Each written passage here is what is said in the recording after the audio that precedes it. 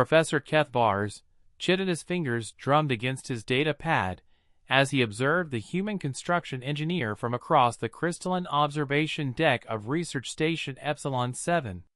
The Zephyrian academic had specifically requested a basic atmospheric shelter for his upcoming xenobiology expedition to the methane storms of Titan IV. What Marcus Rivera had delivered instead defied all logical parameters. "This is excessive," Kethvar clicked in his native tongue, his compound eyes reflecting the holographic blueprints that rotated slowly in the air between them. Marcus wiped grease from his hands with a satisfied grin. "You asked for a shelter that could withstand the storm season, Professor. This baby will do that and then some." The structure before them, if it could still be called a mere shelter, rose from the barren surface of the test moon like a metallic mountain. Reinforced titanium carbon composite walls gleamed under the binary suns, while an array of defensive turrets tracked imaginary threats across the horizon. The original specifications had called for a temporary dome with basic life support. What Marcus had built was essentially an impregnable fortress that could house a small army. "The energy requirements alone," Kethvar began, his translator struggling with the concept of fiscal responsibility that seemed alien to his species. "Solar panels, geothermal taps, and a compact fusion reactor," Marcus interrupted, pointing to various sections of his creation. "Triple redundancy. You'll never run out of power. Plus, I installed a full atmospheric processor. You could terraform a small moon with this thing." Professor Kethvar's primary eyes swiveled to focus on a particularly elaborate section of the structure. "What is that cylindrical protrusion with the extensive plumbing network?" Marcus's chest puffed with pride. "Ah, that's my masterpiece. Full bathroom suite with a hot shower system. Variable pressure settings, temperature control from freezing to scalding, with mineral jets for that spa experience. The water reclamation system is so efficient you could shower for weeks without resupply." The alien professor's antennae twitched, a sign of deep confusion among his kind. "But the methane storms of Titan IV are corrosive. You will be wearing full environmental suits at all times. The probability of removing protective gear for bathing is approximately 0.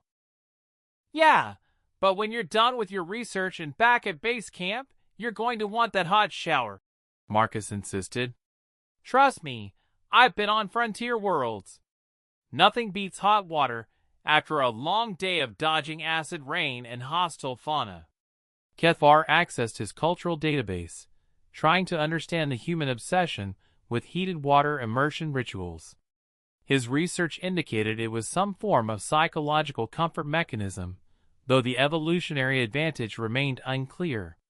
"The defensive system seemed particularly robust," the professor noted, observing the tracking systems that had locked onto a passing supply drone. "Well, you mentioned the storms could get violent. I figured better safe than sorry. Those plasma cannons can take down anything up to a Class 7 atmospheric predator. The shield generators will deflect meteorites, electromagnetic pulses, and pretty much anything else the universe wants to throw at you." "I am studying microorganisms in sulfur pools," Kethvar said slowly. "The most dangerous life form on Titan IV is approximately the size of your human bacteria." Marcus shrugged. "You never know what else might show up. Plus, the mining rights for that sector are still contested. Better to look too prepared than not prepared enough." The professor calculated the cost overruns in his head, his species' natural mathematical abilities making the figures particularly painful. The budget had expanded by approximately 847% from the original estimate. His department head would likely molt from stress when she saw the invoice. Yet, as he watched the fortress's automated systems perform their diagnostic routines with military precision, Kethvar found himself oddly impressed.